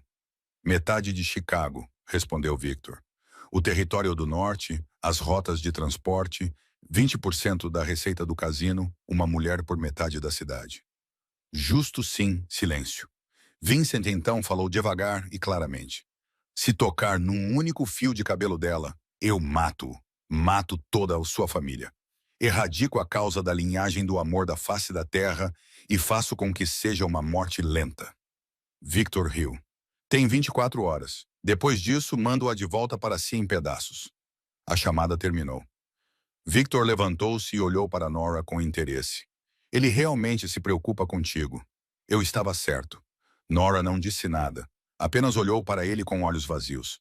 Ela havia aprendido há muito tempo a esconder o medo. Na Torre Moretti, Marco ficou paralisado no lugar. Em 20 anos, ele nunca tinha visto nada parecido. Vincent estava no meio do escritório com a secretária virada. Havia papéis espalhados por todos do lado e o seu portátil estava partido no chão. A sua mão sangrava devido aos cacos de vidro, mas ele não percebeu. Os seus olhos ardiam como fogo infernal. Quando ele gritou, todo o andar ficou em silêncio. Encontrem-na! Gritou ele. Mobilizem todos, liguem para todos os contactos. Descubram onde os Clove a estão a manter agora. Chefe, precisamos de manter a calma e planear. Agora, Marco! Vincent interrompeu e o tom da sua voz fez Marco dar um passo para trás. Quando os encontrarem, quero todos os que tocaram nela mortos. Todos eles. Marco acenou com a cabeça e virou-se para dar ordens. Mas antes de sair, olhou para trás, para Vincent, que estava em pé entre os destroços da sua vida. Um pensamento passou pela cabeça de Marco. Ele ama-a. Ele ama-a de verdade. Não é preocupação, não é gratidão, é amor. 15 minutos depois, quando uma fonte informou a localização de Nora, Vincent já estava armado e a sair. Chefe, espere pela equipa. Marco disse que era uma armadilha. Não podes ir sozinho. Vincent não se virou. Ela está lá sozinha, disse ele. Ela está à minha espera. Então ele desapareceu na noite e Marco só pôde correr atrás dele, rezando para que não fosse tarde demais. Nora tinha perdido a noção do tempo. Ela não tinha ideia de quanto tempo estava no armazém, exceto que seu rosto estava inchado e dolorido. Os seus lábios estavam rachados e a sangrar, e o seu corpo estava dormente por ter ficado sentada na cadeira de metal fria por muito tempo. Victor saiu depois de falar com Vincent, deixando 3 homens para vigiá-la. Eles não falavam com ela. Apenas ficavam ali parados como estátuas de pedra, com olhos e mãos frios, sem nunca largar as armas. Nora forçou a sua mente a permanecer acordada. Pensou em Lily. na sua irmã a soprar as velas de aniversário meses antes e na sua promessa de levá-la para casa. Pensou em Isabela, a rapariga de 17 anos que a tratara como uma irmã, abraçara-a e agradecera-lhe por salvar a sua vida. Pensou em Vincent e nos seus olhos cinzentos, que a olhavam com ternura, apesar das suas tentativas de esconder isso. Lembrou-se da sua mão desajeitada nas suas costas na noite em que chorou e das chávenas de chá quente que apareciam na sua secretária todas as noites. Se ela morresse ali, pelo menos Lily teria a sua cirurgia. Pelo menos a sua irmã viveria. Seria saudável e teria um futuro. Isso era o que mais importava. Victor voltou depois de algumas horas e não estava sozinho. Mais 5 homens armados com olhos de assassinos. Moretti não está a responder, disse Victor, irritado. Parece que ele precisa de mais motivação. Ele acenou com a cabeça para um dos homens e Nora soube o que estava por vir. Ela cerrou os dentes, preparando-se para a dor. Mas ela nunca veio. Em vez disso, as luzes se apagaram e a escuridão engoliu tudo em um instante. Houve gritos, tiros, corpos batendo no chão e sons de violência explodindo ao seu redor. Nora não conseguia ver, só ouvir. Então as luzes se acenderam novamente e ela viu o inferno. Homens estavam espalhados pelo chão, alguns imóveis, outros gemendo em poças de sangue. Entre eles, como um anjo da morte, estava Vincent Moretti. O seu fato preto estava manchado, o cabelo caído sobre a testa e ele segurava uma arma fumegante na mão. Os seus olhos cinzentos ardiam com algo selvagem e primitivo que ela nunca tinha visto antes. Ele parecia um monstro de um pesadelo, mas também a coisa mais bonita que ela já tinha visto. "Vieste sozinho!" gritou Victor em pânico. Vincent não respondeu, apenas avançou lentamente, dizendo que não queria que ninguém lhe roubasse o direito de os matar. Victor disparou e Nora gritou quando Vincent cambaleou, segurando o ombro sangrando. Mas ele não caiu nem parou. Continuou avançando até alcançar Victor, desarmou-o e bateu-lhe repetidamente até que Marco e a sua equipa puxaram Vincent para trás. Vincent ficou ofegante, com sangue nas mãos. Então virou-se e viu Nora, ainda amarrada e machucada, olhando para ele como se o estivesse a ver pela primeira vez. Ele ajoelhou-se e cortou as amarras com as mãos trêmulas que pareciam quentes contra os pulsos dela. Ela sussurrou que ele tinha sido baleado e precisava de ir ao hospital, mas ele a interrompeu, perguntando se ela estava ferida. Ela disse que só tinha sido atingida algumas vezes e que estava bem, mas ele não estava. Ele insistiu que estava bem, depois desabou para a frente e descansou a testa no ombro dela. Nora congelou, depois envolveu-o nos braços, sentindo a respiração quente dele no pescoço. "Nunca mais faças isso", sussurrou ele. "Nunca mais desapareças assim. Pensei que te tinha perdido. Pensei que era tarde demais." Lágrimas escorriam pelo rosto dela enquanto o abraçava com mais força e dizia: "Ela esteve aqui. Ainda está aqui." Ele abraçou-a como se nunca mais fosse largá-la, o sangue dele a molhar as roupas dela. O sangue dele encharcou as roupas dela. Nenhum dos dois percebeu. Apenas sabiam que estavam vivos, estavam juntos. E isso era o suficiente. Nora acordou no familiar quarto do hospital. A luz suave que entrava pela janela indicava que era dia, embora ela não soubesse que dia era. O corpo doía-lhe. O rosto estava tenso, com hematomas. Mas ela estava viva. Ainda estava ali e não estava sozinha. Vincent estava sentado na cadeira ao lado da cama dela, com a cabeça baixa e os olhos fechados. O ombro direito estava fortemente enfaixado e o braço estava em uma tipóia. O rosto estava magro e coberto de barba por fazer, e havia olheiras sob os olhos fechados, como se não dormisse há dias. Ele parecia um inferno, mas também parecia um lar. Nora se mexeu levemente, e o pequeno som foi suficiente para acordá-lo. Os seus olhos cinzentos se abriram, e quando encontraram os dela, algo brilhou dentro deles. Alívio, gratidão e algo mais profundo que ela não ousava nomear. "Está acordada", disse Vincent com voz rouca. "Dormiu por 2 dias." 2 dias? Nora tentou se sentar, mas teve que se deitar novamente. "Há quanto tempo estou aqui?" A porta se abriu e Marco entrou com um café. Ele parou quando viu que Nora estava acordada. "Menina Hayes, está bem?" perguntou ele, depois olhou para Vincent. Nora não entendeu. "O chefe está aqui desde que você foi trazido. Ele não saiu por 2 dias." Nora olhou para Vincent, que desviou o olhar como se tivesse sido pego fazendo algo embaraçoso. Saia, Marco. Vincent disse isso não como uma ordem, mas como um pedido. Deixe-nos conversar. Marco acenou com a cabeça, pousou o café e saiu, fechando a porta atrás de si. O silêncio tomou conta do ambiente. Vincent levantou-se e foi até a janela, virando as costas para ela. Você quase morreu por minha causa, disse ele com pesar. Eles a levaram por minha causa.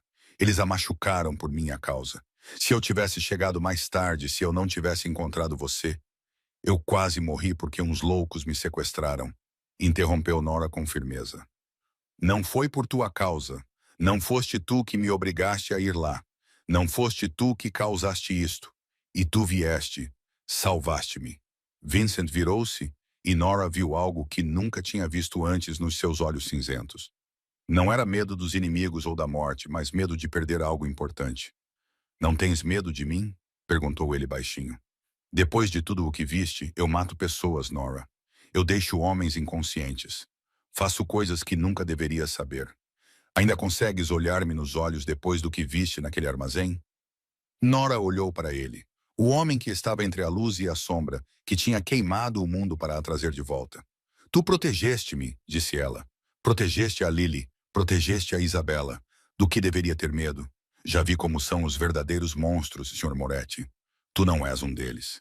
Vincent aproximou-se e sentou-se ao lado dela, os dedos a tremerem ao tocar na marca que começava a desaparecer na bochecha dela. Não sei como amar alguém, sussurrou ele, como se confessasse um pecado. Não sei como não magoar as pessoas de quem gosto. Vivi na escuridão por muito tempo, Nora. Não sei se consigo entrar na luz. Nora colocou a mão sobre a dele e segurou-a ali, sentindo o seu calor e tremor. Então vamos aprender juntos, disse ela.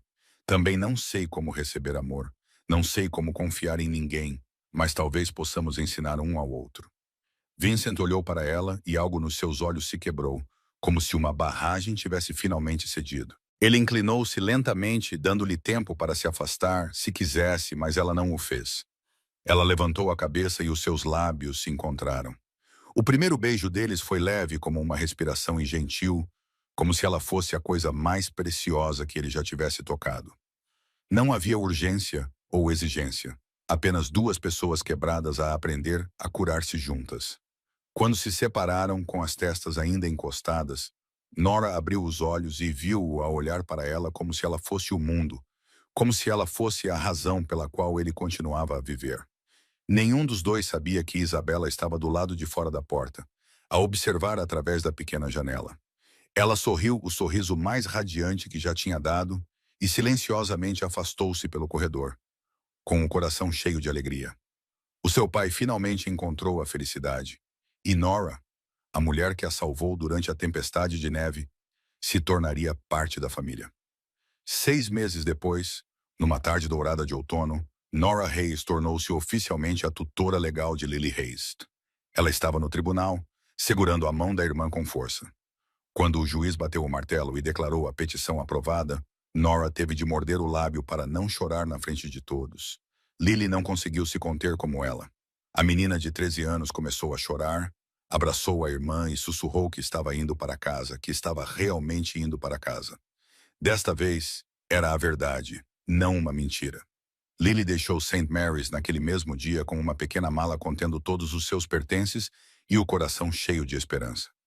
O apartamento de Nora agora tinha um segundo quarto pequeno, decorado em um tom de roxo claro que Lily adorava, com uma cama macia, uma secretária e uma estante cheia de livros que Isabela havia escolhido como presente de inauguração. A primeira noite de Lily em sua nova casa foi passada jantando na propriedade de Vincent. Não foi um evento grandioso e formal, mas apenas os quatro em torno de uma pequena mesa de jantar que Vincent quase nunca usava. Vincent sentou-se à cabeceira da mesa, com Nora ao seu lado e Isabela e Lily sentadas uma em frente à outra. A comida tinha sido preparada por um chefe particular, mas o ambiente era acolhedor e íntimo, como qualquer refeição familiar comum. Lily e Isabela tornaram-se irmãs quase instantaneamente, rindo, partilhando segredos e a planear noites de cinema, idas às compras e festas do pijama. Isabela disse que sempre quis ter uma irmã mais nova, e Lily disse que sempre quis ter uma irmã mais velha. As duas se abraçaram como se tivessem esperado por isso a vida inteira. Vincent observava em silêncio, e Nora sabia que ele estava a pensar a mesma coisa, que família não é definida por laços sanguíneos ou biológicos, mas por pessoas que se escolhem e se encontram em tempestades de neve e na escuridão e decidem que pertencem umas às outras. Quando o jantar terminou, Isabella levou Lily para ver o seu quarto. Vincent pegou na mão de Nora, levou-a para a sala de estar e disse que tinha algo para lhe mostrar. Os olhos de Nora pousaram no que estava pendurado na parede em frente à lareira.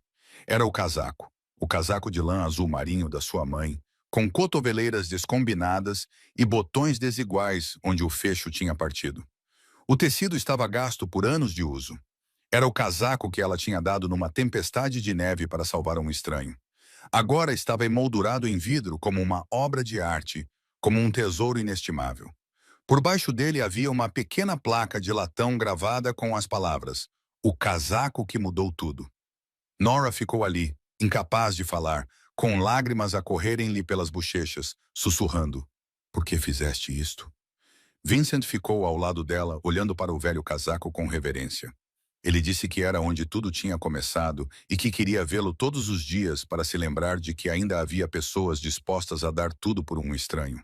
Ele disse que ela tinha salvado a sua filha com a única coisa que tinha e que, por causa daquele casaco, ele a tinha encontrado.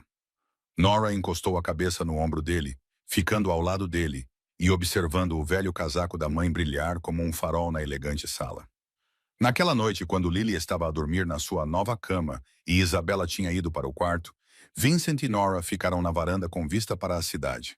Vincent disse baixinho que os 2 anos tinham acabado e que o acordo deles estava cumprido. Ela estava livre. Nora viu a preocupação. Ele tentou esconder o medo de que ela fosse embora. Ela pegou na mão dele e disse que sabia, mas que não queria ir embora. Aquele era o seu lar, e ele era o seu lar. Vincent olhou para ela e, pela primeira vez, Nora viu o chefe da máfia mais frio de Chicago sorrir como uma criança que acabara de receber um presente que nunca ousara esperar. 2 anos depois, numa noite de inverno, quando começou a nevar novamente sobre Chicago, Vincent levou Nora de volta ao lugar onde tudo tinha começado. O distrito industrial abandonado do passado tinha sido completamente transformado. As fábricas em ruínas tinham sido demolidas e substituídas por um edifício moderno com letras grandes na frente que diziam The Hayes Center, onde ninguém é deixado para trás. Era um centro comunitário que Vincent tinha construído num terreno que comprou para fornecer comida, abrigo e oportunidades de trabalho para pessoas que já tinham vivido como Nora. Ele deu-lhe o nome da família dela, mas não lhe contou até aquela noite. "Por que me trouxeste aqui?" perguntou Nora, com os olhos arregalados, enquanto olhava para o edifício iluminado na escuridão do inverno. "Porque foi aqui que te encontrei", respondeu Vincent, pegando na mão dela e levando-a até ao local exato, onde, 4 anos antes, ela tinha dado o seu casaco para salvar um estranho. "Foi aqui que provaste que mesmo na noite mais escura ainda há luz. Que mesmo quando não se tem nada, ainda se pode dar. Que a bondade não precisa de motivo." Ele ajoelhou-se e Nora parou de respirar.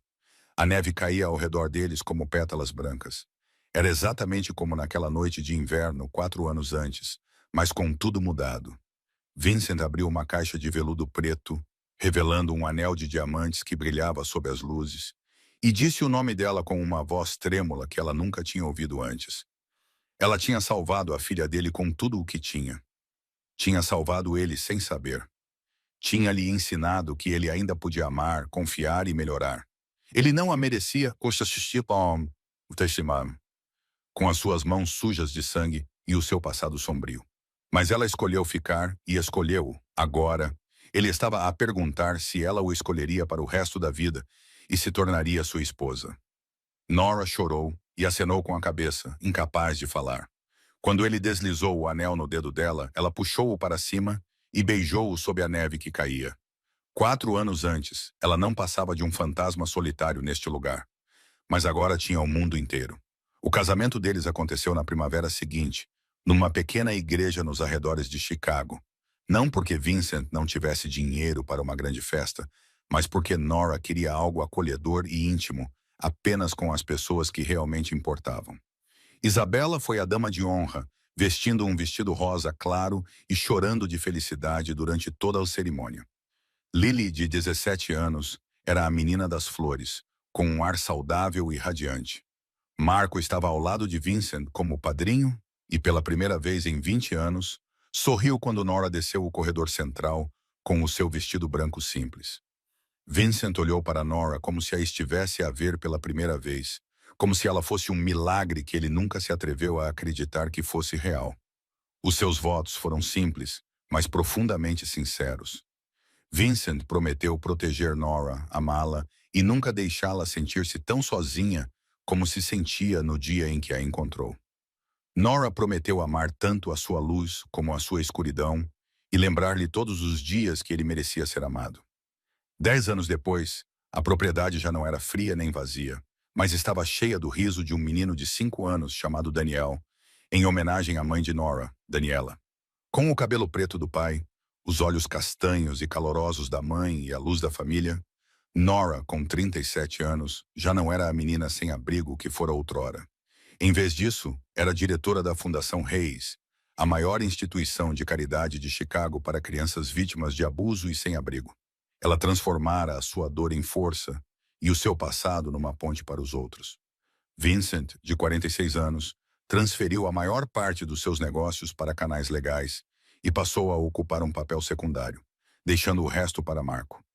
Ainda temido no submundo, ele também era um pai que lia histórias para os filhos antes de dormir e um marido que fazia café todas as manhãs. Ele aprendeu que a verdadeira força não está em quanto você pode destruir, mas enquanto você pode proteger. Isabela, de 27 anos, tornou-se médica como sonhava. Trabalhava num hospital infantil, salvando vidas todos os dias. Era casada com um advogado de direitos humanos e estava à espera do seu primeiro filho. Lily, de 22 anos, estava na faculdade de medicina, seguindo os passos de Isabela. O seu coração estava totalmente saudável e a sua vida era uma prova de segundas oportunidades. Uma tarde, quando a família estava reunida, Daniel apontou para o casaco velho na moldura de vidro e perguntou por que o mantinham na parede. Vincent olhou para Nora, que sorriu e acenou com a cabeça. Ele colocou Daniel no colo e disse que o casaco tinha mudado tudo. Era o casaco que a sua mãe tinha dado para salvar Isabela quando ela estava em perigo, mesmo não tendo mais nada para dar.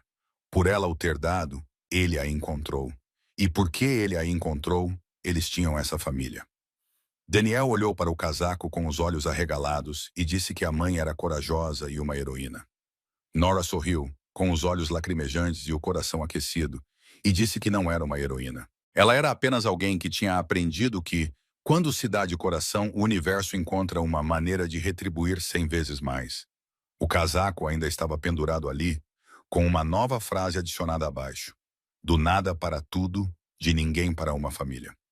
Nora Reis Moretti, que outrora dormia numa cave abandonada com $12 no bolso, olhou à sua volta para a sala cheia de risos, para o seu marido a segurar o filho e as suas filhas a debaterem um filme. Pela primeira vez na vida, ela não tinha mais medo de que sua felicidade fosse tirada, porque percebeu que a felicidade não é algo que se encontra, é algo que se constrói, tijolo por tijolo, com amor, sacrifício e fé. Fé de que não importa quantas vezes a vida nos derrube, ainda podemos nos levantar e escolher viver com significado.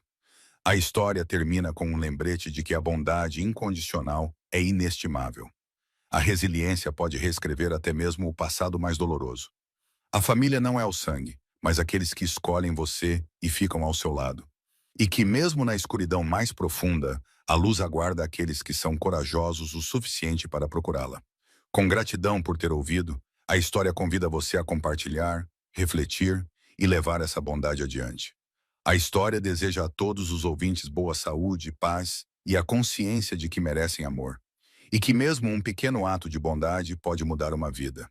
Ela termina com uma despedida gentil até a próxima vez.